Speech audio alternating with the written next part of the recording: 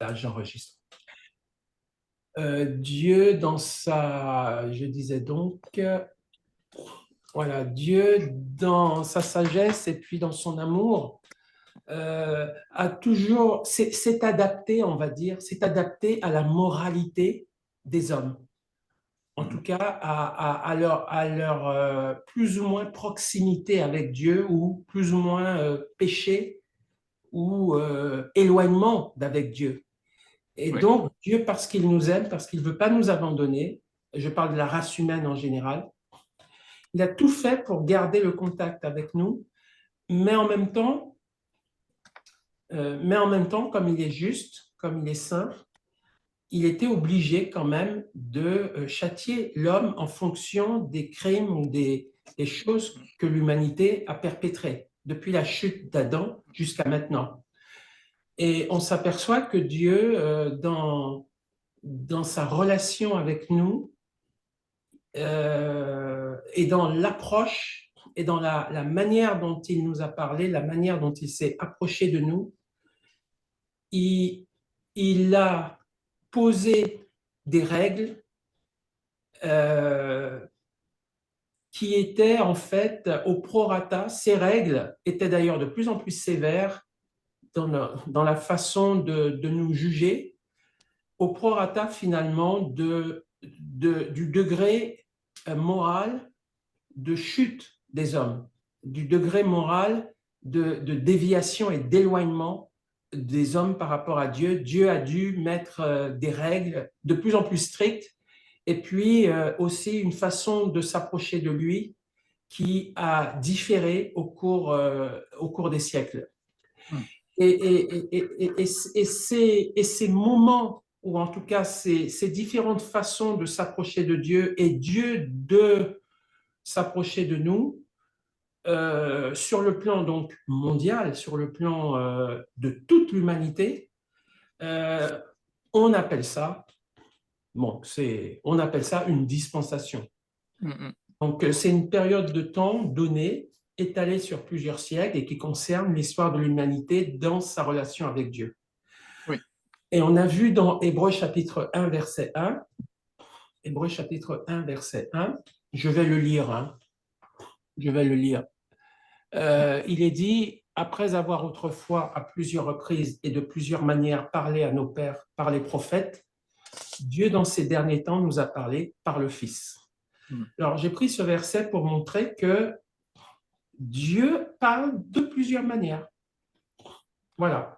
Et c'est un peu ça les dispensations. Dieu parle de plusieurs manières, Dieu interfère avec l'humanité de plusieurs façons. Et ces façons, pourquoi elles changent? Parce que l'homme change. amen. L'homme change. Et malheureusement, l'homme change pas en bien, mais en mal. Mm, Donc Dieu est obligé de s'adapter à chaque fois lorsque l'humanité franchit un cap plus préoccupant dans le mal. Et à chaque fois donc que Dieu est obligé de changer la donne, si je puis dire, les règles du jeu, c'est ça qu'on appelle, grosso modo, hein, c'est ça qu'on appelle une dispensation. Et donc on a vu en fait que il y a eu, comment dirais-je, il y a 7 dispensations en tout. 7 dispensations en tout. D'ailleurs, je vais le montrer, hein, je vais montrer un écran qui montre, qui illustre ces fameuses dispensations. Donc, il y en a 7 en tout. Alors, tout ça, c'est arbitraire, hein, on pourrait en rajouter ou en diminuer. C'est vraiment des principes généraux et il y a pas de... C'est souple, hein, il y a pas de... On peut les regrouper différemment, mais on peut constater que chacune de ces dispensations correspond à une manière dont l'homme s'est approché de Dieu, a conversé avec Dieu, a interagi avec Dieu. Et puis, voilà. Donc, la première dispensation, c'est celle de l'innocence. Alors, la dispensation de l'innocence, on l'a vu, donc on a vu deux dispensations pour démarrer jeudi dernier. On a parlé de la dispensation de l'innocence. Dieu crée l'homme, Dieu crée Adam et Ève, et Dieu leur donne des instructions très simples. Il les place dans un jardin et il leur dit, voilà, dans ce jardin, vous allez cultiver ce jardin et vous allez le garder. Et vous allez voilà, vous allez le cultiver, le garder. Il faut savoir que quand Dieu crée l'homme, l'homme est sans péché. L'homme n'a pas de connaissance du bien et du mal. Et il est sans péché au sens qu'il est innocent. C'est-à-dire, la notion même de mal, il ne sait pas ce que c'est. Il ne sait pas ce que c'est. Donc, d'une certaine manière, on pourrait dire qu'il n'a pas de conscience. Il n'a pas de conscience. Il n'a pas de conscience du bien et du mal. Donc, il n'a pas de conscience, puisqu'il est innocent. Comme on peut dire qu'un animal n'a pas de conscience vraiment. Un animal n'a pas de conscience au sens qu'il n'a pas de... Il n'a pas... La notion de bien et de mal n'existe pas dans un animal. Eh bien, c'était pareil pour l'homme. Avant la chute, la notion de bien et de mal n'existait pas pour lui. Par contre, l'homme a eu un ordre, il lui a été donné un ordre très spécifique pour en fait éprouver son obéissance à Dieu. Dieu lui a dit, tu pourras manger de tous les arbres du jardin, mais l'arbre de la connaissance du bien et du mal, tu ne pourras pas manger de cet arbre, parce que le jour où tu en mangeras, tu mourras. Donc c'est une façon pour Dieu de sonder, de tester l'obéissance de l'homme pour voir si, dans cette création d'innocence, s'il va choisir d'y rester par cette obéissance ou s'il va choisir de ne plus y rester dans cette innocence par la désobéissance. Donc, parce que Dieu ne veut pas qu'on le serve de manière contrainte ou par contrainte ou de manière forcée. Dieu n'a pas créé l'homme comme un robot qui doit absolument faire ce qu'il dit et qui n'a pas la possibilité de choix. Dieu, même malgré le fait que l'homme est innocent, lui a donné quand même cette possibilité de choisir, de continuer à rester innocent en obéissant à ce commandement ou de ne plus vouloir de cette communion avec Dieu ou de cette obéissance à Dieu. Malheureusement, cette période, donc cette dispensation de l'innocence, s'est soldée par la chute de l'homme. C'est-à-dire que l'homme, à un moment donné, par l'intermédiaire de Ève, du serpent, c'est-à-dire du diable qui a suggéré à Ève de manger le fruit de l'arbre de la connaissance du bien et du mal, Ève qui en a donné à son mari alors que c'était un fruit interdit, défendu en tout cas, eh bien, ils sont tombés dans la désobéissance. Et la Bible dit que cette désobéissance, qui est un choix volontaire de l'homme et de la femme, cette désobéissance a engendré une dégénérescence dans l'homme et une séparation spirituelle avec Dieu. Donc, cette dégénérescence a amené la mort, puis la maladie, la souffrance, et surtout la mort à la fois physique, mais aussi la mort spirituelle. C'est-à-dire que l'homme n'était plus connecté à Dieu, comment dirais-je, sur le plan spirituel, il n'avait plus de vie spirituelle en lui, d'une certaine manière. Et évidemment, il a cessé d'être innocent. Pourquoi? Parce que sa conscience s'est manifestée pour la première fois. Et à partir de là, il savait la différence entre le bien et le mal. Cette dispensation, donc, a pris fin. Et au moment où l'homme tombe dans le péché, mange le fruit défendu, Dieu change sa façon de s'approcher de l'homme et Dieu demande, comment dirais-je, Dieu, Dieu, sachant que l'homme est tombé dans le péché, sachant que maintenant il a une conscience, sachant qu'il peut choisir entre, comment dirais-je, que par sa conscience, il sait maintenant la différence entre le bien et le mal, Dieu demande à l'homme, par cette conscience nouvellement acquise, de s'autodiscipliner, de s'autodiscipliner lorsque cette sonnette d'alarme qu'est sa conscience va lui montrer à un moment donné ou à un autre ce qui est bien et ce qui est mal. Et Dieu lui demande de choisir, par sa conscience, de choisir le bien au détriment du mal. Donc, Dieu savait et sait maintenant que l'homme vit dans le mal, fait le mal, et donc il lui demande maintenant, lorsque le mal se manifeste, de résister à ça au travers de sa conscience et de choisir de rejeter le mal et d'opter pour le bien. Et on l'a vu ça dans, on l'a vu dans le crime de Caïn, lorsque Caïn tue Abel. Dieu dit à Caïn que le péché se couche à sa porte, le péché se couche à sa porte et que ses désirs se portent sur Caïn, parce que Dieu a vu que Caïn n'a pas vraiment a été, comment dirais-je, l'offrande que Caïn avait faite à Dieu et Caïn lui-même n'ont pas été agréés par Dieu, contrairement à son frère cadet, Abel, qui lui a été agréé par Dieu et l'offrande que Abel a donnée a été agréée par Dieu. On peut quand même lire, le passage pour, voilà, pour se donner une idée. Alors, soit je le lis, soit vous cherchez avec moi dans Genèse chapitre 4, versets 6 et 7, et puis quelqu'un le lit. Genèse chapitre 4, versets 6 et 7. Je laisse lire Pierre. Remets le micro. Approchons Désolé, je bien me du suis micro. mouché tout à l'heure et le micro n'était pas coupé. Désolé.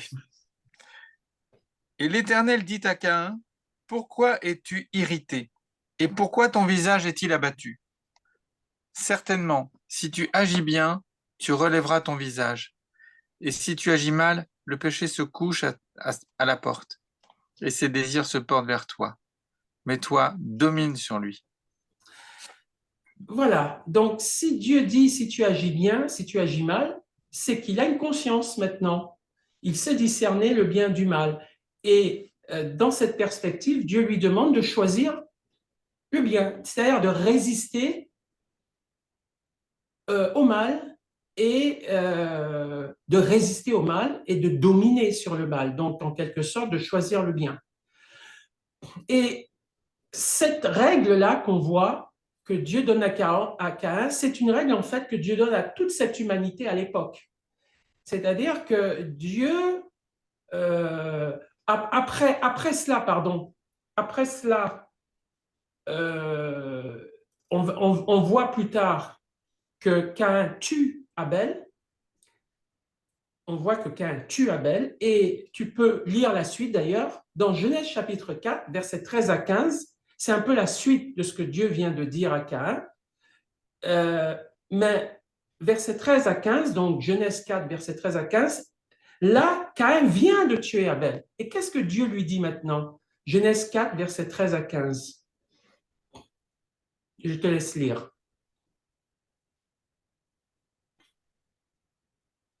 Hein, Pierre? Il a coupé son micro. Ah, ton micro est coupé, Pierre. Oui, excusez-moi. Caïn dit à l'Éternel, Verset mon 13 à châtiment... 15. Oui, 13 à 15. Hein. Oui. Caïn dit à l'Éternel, mon châtiment est trop grand pour être supporté.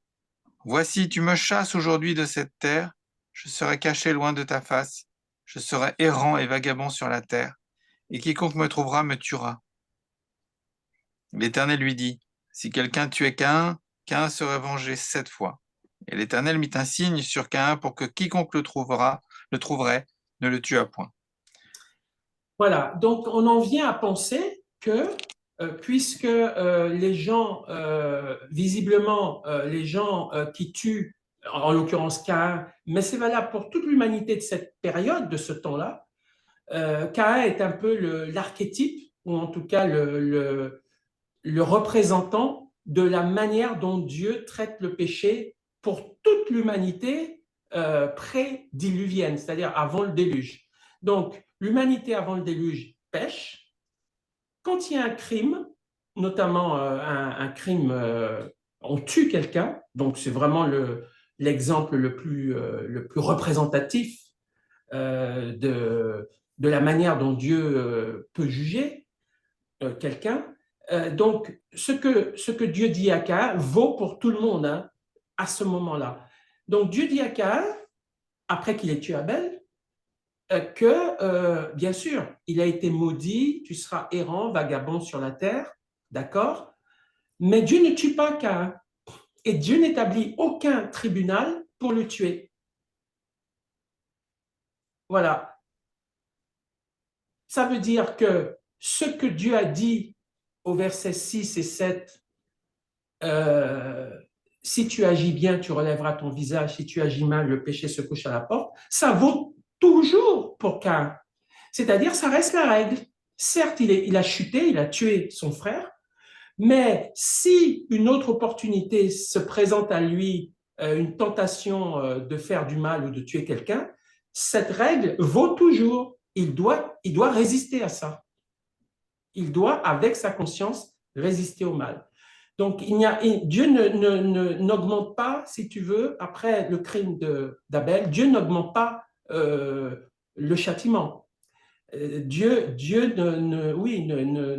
n'ajoute pas, notamment un châtiment physique, un châtiment corporel. Il laisse les choses en l'état.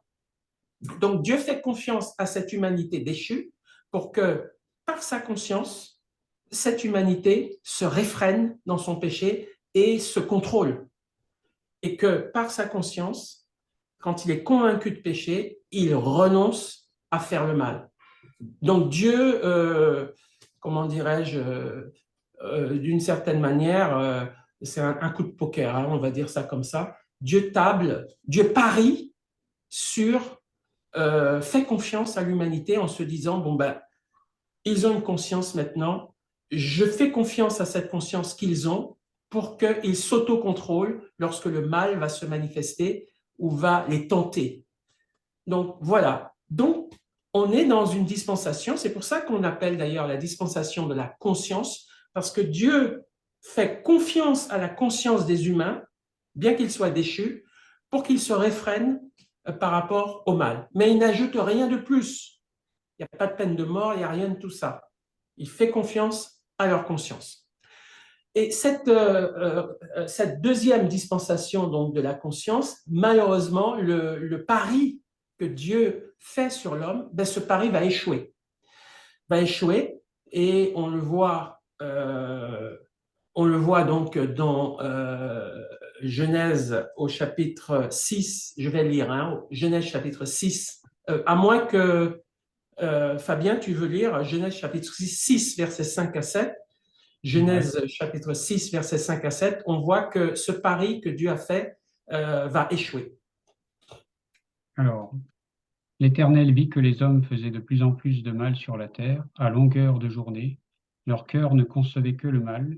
Alors l'Éternel fut peiné d'avoir créé l'homme sur la terre, et il en eut le cœur très affligé.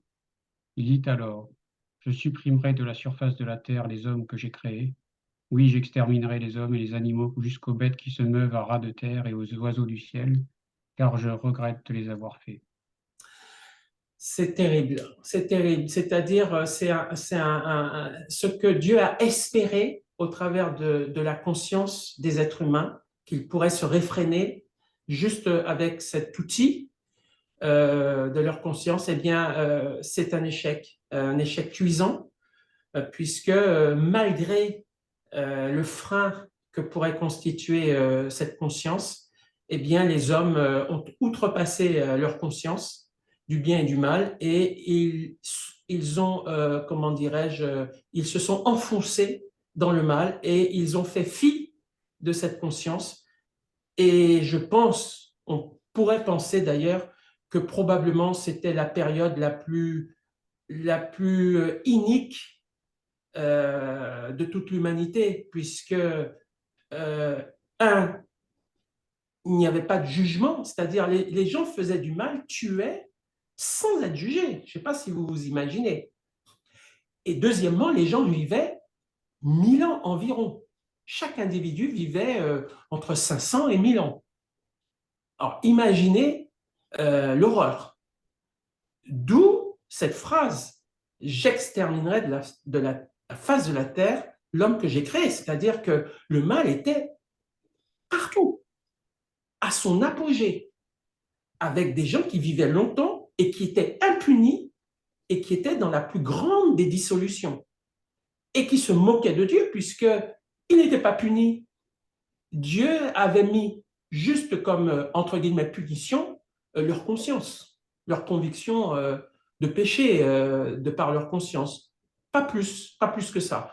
Donc, évidemment, c'était insuffisant pour le Seigneur. Et donc, le Seigneur avait, dans un premier temps, il voulait tout exterminer. Il voulait exterminer toute la race humaine. Heureusement, donc, Noé a trouvé grâce et que Noé a pu commuer, si je puis dire, cette peine d'extermination de la race humaine, a pu commuer cela. Et Dieu a vu en Noé quelqu'un qui ne ressemblait pas aux impies de son temps, aux méchants de son temps. Et à cause de Noé, Dieu a voulu donc sauver Noé et sa famille. Mais il n'était pas question pour Dieu de sauver le reste, puisque le reste était complètement corrompu. Donc, Dieu a ordonné à Noé de construire une arche, de faire monter dans l'arche un couple de chaque espèce qui se mouvait sur la terre. Et néanmoins, on pense que Noé a dû quand même annoncer l'évangile. C'est ce qu'il est dit dans 1 Pierre ou 2 Pierre. Noé a quand même annoncé à ces pécheurs impénitents, leur a annoncé l'évangile. On croit penser que c'est pendant 120 ans qu'il a fait ça. 120 ans de prédication. Et pendant 120 ans de prédication, aucun résultat. C'est-à-dire que personne ne s'est repenti. Juste Noé, sa femme, ses 3 fils et les femmes de ses fils. 8 personnes, pas plus.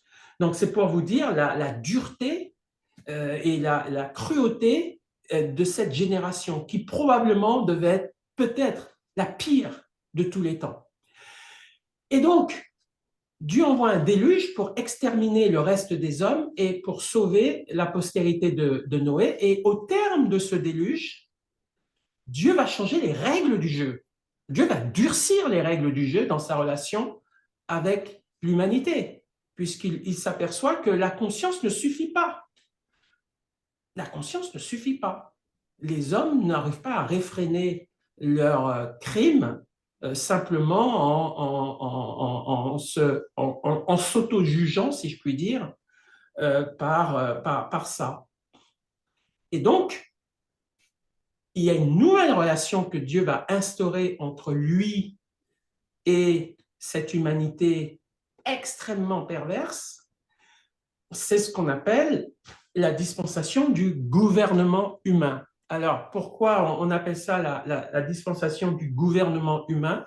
C'est parce que Dieu ne va plus faire confiance à la conscience humaine pour s'auto-juger, et parce que c'est insuffisant, évidemment. Et Dieu, donc, va juger, cette fois-ci, le crime ultime, c'est-à-dire l'assassinat, le meurtre. Il va juger le crime ultime par la peine de mort. C'est-à-dire que Dieu va instituer la peine capitale, la peine de mort, lorsque les hommes vont outrepasser leur conscience et tuer leur prochain volontairement et méchamment. Donc, la peine de mort, c'est une institution qui vient de Dieu. Ce n'est pas quelque chose qui a été inventé par les hommes. C'est quelque chose qui a été inventé par Dieu lui-même. Alors, on va voir des versets à ce sujet. Dans Genèse chapitre 9, et alors, on va regarder ensemble. Je vous ai dit que j'ai pas eu le temps de tout, comment dirais-je, de tout préparer à l'avance concernant les versets. Donc, avec vous, je vais chercher, ensemble avec vous, on va chercher les versets parce que j'aimerais quand même en mettre quelques-uns en évidence de en même temps. Donc, on va aller dans Genèse chapitre 9 et on va descendre donc ce chapitre pour aller au verset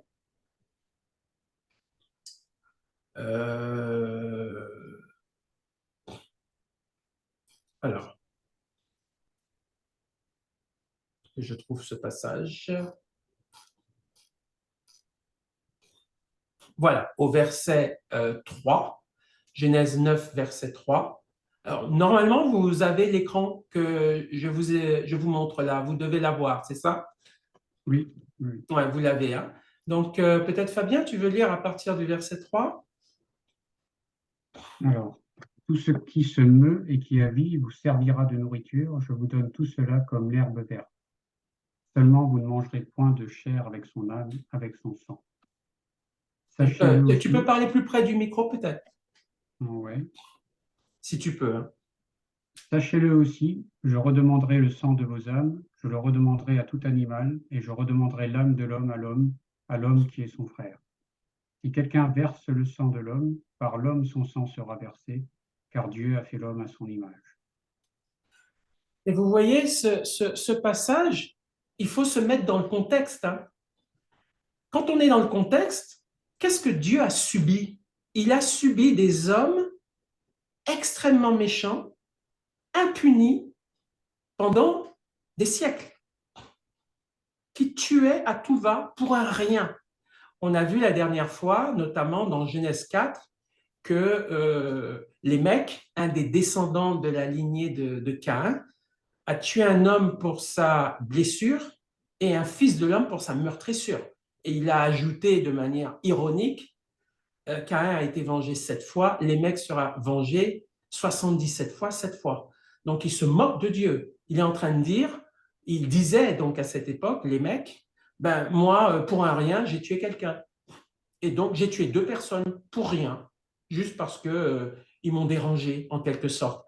Et donc, ben, je bénéficie de la même grâce que Caïn, c'est-à-dire je reste impuni tout en tuant. Donc tout ça, là, Dieu a vécu tout ça, a vu tout ça.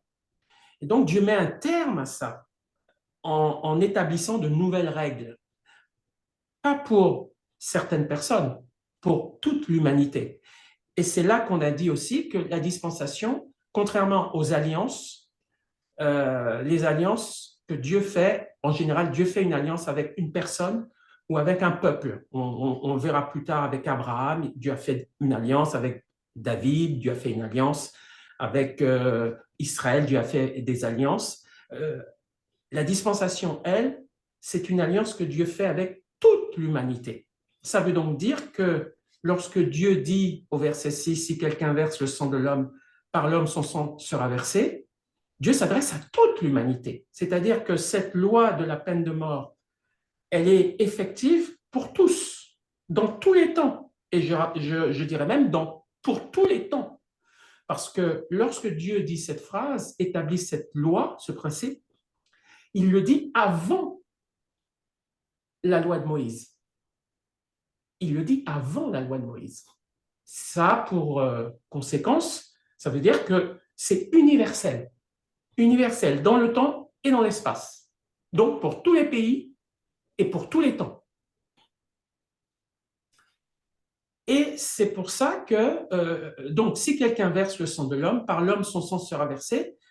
Qui fait ça? Ben, c'est des juges qui vont faire ça. C'est des autorités judiciaires qui sont habilités à exercer la peine capitale si quelqu'un verse le sang de quelqu'un, si quelqu'un tue quelqu'un.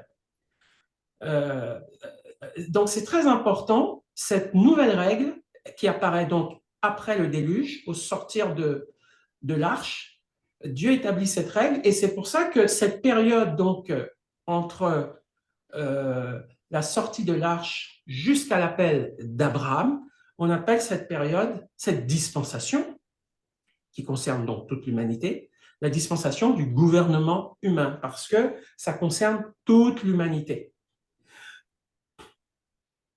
C'est très important, ça, de le savoir, parce que d'abord, les gens pensent que la peine de mort, c'est quelque chose qui a été inventé par les hommes. Beaucoup pensent ça. C'est faux. C'est Dieu qui a établi ça. Et pourquoi Dieu l'a établi? Parce que Dieu estime que la conscience ne suffit pas pour juger un crime de sang. La simple repentance due à sa propre conscience ne suffit pas. Il faut véritablement passer à l'action, à une action radicale, pour que, à la fois par notion de justice, pour que la personne paie, donc tu enlèves la vie, Dieu t'enlève la vie, et aussi de manière didactique, c'est-à-dire de manière à donner l'exemple pour que d'autres ne refassent pas la même chose. Voilà, donc on appelle cette période où Dieu établit des gouvernements, le gouvernement des juges, on va dire ça comme ça, ou le tribunal humain. On peut aussi appeler ça la dispensation du tribunal humain ou du gouvernement humain. Donc, Dieu établit cette règle pour l'humanité entière. Et ainsi, on a vu aussi que, en fait, une dispensation, comment dirais-je, demeure même lorsqu'elle est suivie d'une autre dispensation. C'est-à-dire les principes d'une dispensation ne sont jamais effacés par celle qui la suit. Je prends un exemple, la dispensation de la conscience et la dispensation du gouvernement humain ou du tribunal des juges. Le tribunal des juges n'enlève pas la conscience, n'enlève pas le jugement de notre conscience. D'ailleurs, on le voit dans justement Romains. Dans Romains, on avait lu le passage dans Romains chapitre. Alors, je vais vous le lire tranquillement. En même temps, je cherche le passage. Voilà, on peut le lire ensemble d'ailleurs. Romains chapitre 2, versets 14 et 15, Pierre. Romains chapitre 2, versets 14 et 15. Et Fabien, 1 Corinthiens 11, verset 31. 1 Corinthiens 11, verset 31. Voilà. Et moi, voilà, je lirai, moi, un autre passage. Vas-y, Pierre. Ton micro. Voilà, c'est bon. Alors, Romains 2, 14 et 15. 16. 14 et 15. Ouais. Alors.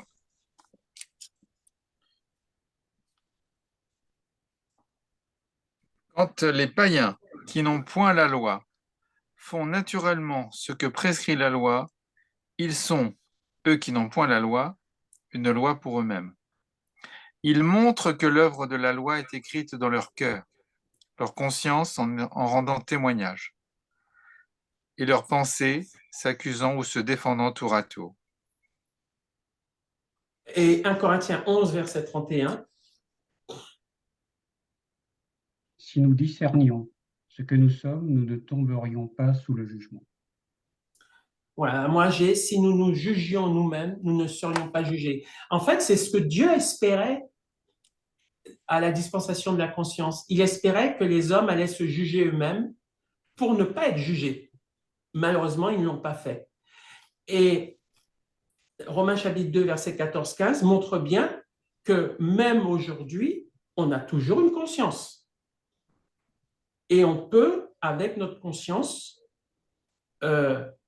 rejeter le mal et choisir le bien. Donc, ce n'est pas quelque chose que Dieu a enlevé, malgré le fait qu'on a changé de dispensation. Donc, tout ça pour dire que les dispensations, quand elles se succèdent, elles ne s'annulent pas, elles s'additionnent. Voilà, donc le jugement par sa conscience qui suit ensuite, qui est suivi pardon, du tribunal humain, c'est-à-dire la peine de mort, c'est pas parce que les gens désormais, lorsqu'ils font un crime, sont condamnés à mort que Dieu aurait enlevé leur conscience. Les gens restent avec une conscience et c'est le premier jugement. Le premier jugement, c'est notre conscience. Le premier jugement, le premier pare-feu pour nous empêcher de faire le mal, c'est notre conscience. Et ça l'est toujours. Ensuite, la dispensation du gouvernement humain, donc la peine de mort que Dieu établit, cette peine de mort, cette dispensation du tribunal va être suivie par une quatrième dispensation, si je puis dire, c'est-à-dire une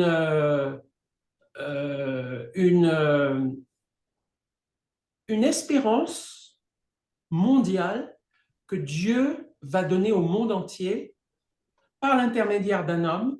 Dieu va commencer à dire aux hommes que pour régler ce problème de péché et pour éviter ce jugement, Dieu veut changer en fait le cœur des hommes. Parce que tant que le cœur n'est pas changé, l'homme va continuer de pécher malgré sa conscience. Donc, pour régler ce problème, Dieu est obligé de changer notre cœur. Et comment va-t-il le faire? Eh bien, il va le faire par, comment dirais-je, par préparer l'humanité à quelqu'un qui va être l'instrument par lequel notre cœur méchant va être changé. Et ce quelqu'un, bien sûr, c'est Jésus. C'est Jésus qui, la foi en Jésus, qui meurt pour nous, qui est capable, par un processus de foi, de changer le cœur.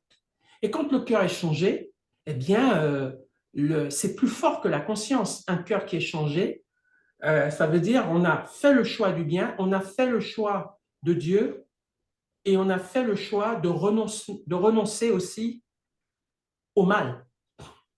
Et donc, tout ce processus, Dieu doit le préparer. Dieu doit préparer ce processus. Et donc, il va démarrer la préparation de ce processus pour mettre au monde le Sauveur, le Seigneur Jésus. Il va commencer avec une personne. Et cette personne, c'est Abraham. Et donc, Dieu va parler à Abraham et Dieu va dire à Abraham, qui au départ est un païen qui vit en Mésopotamie, en Irak actuel, ou dans cette région-là en tout cas, Dieu va parler à Abraham et Dieu va dire à Abraham de sortir, de quitter son pays et de lui dire qu'au travers de lui, il va bénir toutes les nations. Toutes les nations vont être bénies au travers de lui, au travers de sa foi en Dieu. Toutes les nations vont être bénies. Mais quand Dieu dit toutes les nations vont être bénies, il pense à une bénédiction spirituelle. Il pense à une délivrance par rapport au péché. C'est ça. C'est cette promesse que Dieu fait à Abraham et que Dieu, d'une certaine manière, nous fait. Voilà. Et c'est pour ça que, à partir de là, au travers d'Abraham et puis au travers de ceux qui vont succéder à Abraham et de l'enseignement que Abraham va prodiguer autour de lui et va ordonner à ses enfants de prodiguer autour d'eux, Dieu va commencer à toucher le cœur de l'humanité par une promesse de délivrance vis-à-vis de la puissance de ce péché qui les a conduits au chaos. Et c'est pour ça d'ailleurs que cette dispensation va s'appeler la dispensation de la promesse. La dispensation de la promesse. Voilà. Donc, on peut lire donc dans Genèse chapitre 12, versets 1 à 3. Peut-être, Pierre, tu peux préparer donc Genèse 12, versets 1 à 3, et Fabien, Genèse 22, verset 18. Genèse 12, versets 1 à 3. et Genèse 22, verset 18. Moi, je lirai Galates 3, versets 8 et 9. Alors, il y a ton micro, hein? Je l'ai mis. Voilà. L'Éternel dit à Abraham, va-t'en de ton pays, de ta patrie et de la maison de ton père, dans le pays que je te montrerai. Je ferai de toi une grande nation, et je te bénirai. Je rendrai ton nom grand, et tu seras une source de bénédiction. Je bénirai ceux qui te béniront, et je maudirai ceux qui te maudiront. Et toutes les familles de la terre seront bénies en toi. Merci. Genèse 22, verset 18. Tous les peuples de la terre seront bénis à travers ta descendance parce que tu m'as obéi. Voilà. Galates 3, versets 8 à 9. Aussi, l'Écriture, prévoyant que Dieu justifierait les païens par la foi, a d'avance annoncé cette bonne nouvelle à Abraham. Toutes les nations seront bénies en toi, de sorte que ceux qui croient sont bénis avec Abraham, le croyant. En fait, Dieu est en train de donner une clé, une solution à l'humanité par rapport à cette puissance de péché qui est allée très loin et qui a presque autorisé Dieu à anéantir carrément l'humanité. C'est la foi qui sauve, la foi qui délivre de la puissance du péché. Et donc, Dieu commence comment dirais-je, Dieu fait une promesse à l'humanité au travers d'Abraham qu'il va régler ce problème d'une manière beaucoup plus profonde que par simplement une condamnation à mort ou comment dirais-je, des sentences extrêmement sévères. Est-ce que ça veut dire que la condamnation à mort, le gouvernement, le tribunal humain et la condamnation à mort vont disparaître? Pas du tout. Pas du tout. On le voit notamment dans l'Évangile, dans la lettre, par exemple, de Paul aux Romains, qui dit clairement que l'épée, il faut craindre le magistrat à cause de l'épée que tient le magistrat. Et l'épée, c'est fait pour tuer, c'est pas fait pour caresser. Donc, la peine de mort existe toujours. Elle n'est pas anéantie, cette dispensation n'est pas anéantie, en tout cas ses conséquences ne sont pas anéanties, mais s'ajoute à cela une promesse que cette puissance de péché, Dieu veut la régler au travers de la descendance d'Abraham. Voilà. Donc, voilà, on peut lire aussi, je vais lire Acte 13, verset 32-33, il est dit, et nous vous annonçons cette bonne nouvelle que la promesse faite à nos pères, Dieu l'a accomplie pour nous, leurs enfants, en ressuscitant Jésus, selon ce qui est écrit dans le psaume 2e, tu es mon fils, je t'ai engendré aujourd'hui. Voilà, donc, bon, bien sûr, ça s'adresse aux Juifs, mais ça s'adresse aussi à nous, puisque quand Dieu parle à Abraham, il lui dit que toutes les nations, pas seulement Israël, mais toutes les nations seront bénies en toi. Je voulais lire aussi, pour montrer que le passage donc dans Romains 13, versets 1 à 4. Romains 13, versets 1 à 4. Alors, je vais faire simple, je vais vous montrer le verset en même temps parce que j'y suis moi-même. Donc, Romains 13, versets 1 à 4, que toute personne soit soumise aux autorités supérieures, car il n'y a point d'autorité qui ne vienne de Dieu, et les autorités qui existent ont été instituées de Dieu. C'est pourquoi celui qui s'oppose à l'autorité résiste à l'ordre que Dieu a établi, et ceux qui résistent attireront une condamnation sur eux-mêmes. Ce n'est pas pour une bonne action, c'est pour une mauvaise que les magistrats sont à redouter. Veux-tu ne pas craindre l'autorité? Fais le bien et tu auras son approbation. Le magistrat est serviteur de Dieu pour ton bien, mais si tu fais le mal, crains, car ce n'est pas en vain qu'il porte l'épée, étant serviteur de Dieu pour exercer la vengeance et punir celui qui fait le mal. L'épée, c'est fait pour tuer. Il faut le rappeler. Ça veut donc dire que c'est bien un tribunal humain qui exerce la vengeance et qui punit celui qui fait le mal, et il le fait par l'épée. Sous-entendu, Genèse 9, ou Genèse 9, si quelqu'un verse le sang de l'homme, par l'homme, son sang sera versé. Donc, c'est paraphrasé, mais c'est un peu la même pensée que Paul, je dis bien Paul, c'est-à-dire après la venue de l'Église, que Paul est en train de redire ici. Donc, cette dispensation du tribunal humain, donc de l'établissement de la peine de mort, c'est valable même dans l'Église, même dans la dispensation de l'Église. Ça reste valable. Donc, pour finir, Jésus dit aussi, alors je vais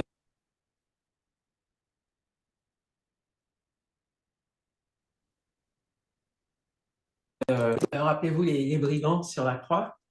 Jésus dit, le brigand qui est à sa droite lui dit, dit à l'autre brigand, c'est justice parce que nous méritons nous avons ce que nos crimes méritent.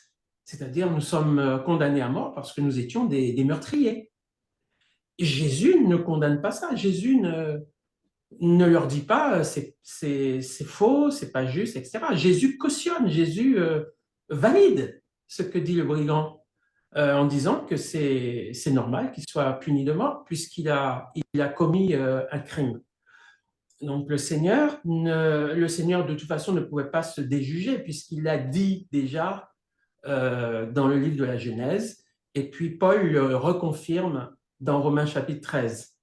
Et ça, c'est très important, cette notion de dispensation, parce que ça nous permet de voir comment Dieu voit les choses, pas comment les hommes voient les choses, comment Dieu voit les choses, comment Dieu estime la vie humaine, comment Dieu estime un assassin qui enlève la vie, et quelle est la sentence que lui, Dieu, estime, pas les hommes. Donc, on s'est éloigné, c'est ça que ça veut dire aussi, on s'est beaucoup éloigné de la manière dont Dieu pense et des jugements de Dieu. Voilà. J'en ai presque fini. Et là, puisque cette vidéo va être, va être mise en ligne, je ne peux pas mettre une vidéo en ligne sans faire un appel au salut, sans parler de Jésus. Ce n'est pas possible. Parce que je sais que cette vidéo risque d'être vue par des personnes qui ne connaissent pas le Seigneur et qui peut-être ne sont pas d'accord avec ce que je dis. Mais je veux dire à ces personnes que le Seigneur n'est pas un bourreau, n'est pas quelqu'un de méchant. Le Seigneur est juste, en fait. Le Seigneur est juste. Le Seigneur a expérimenté la méchanceté humaine et a été très patient. Très patient. Et au terme de cette expérience, on peut parler d'une expérience, pendant 1000 ou 2000 ans, le Seigneur a vu jusqu'où peut aller l'être humain et a vu l'horreur de ce que l'être humain peut produire lorsqu'il n'est pas puni. Donc, lorsque Dieu institue cette peine de mort, c'est par expérience, c'est en connaissance de cause qu'il le fait.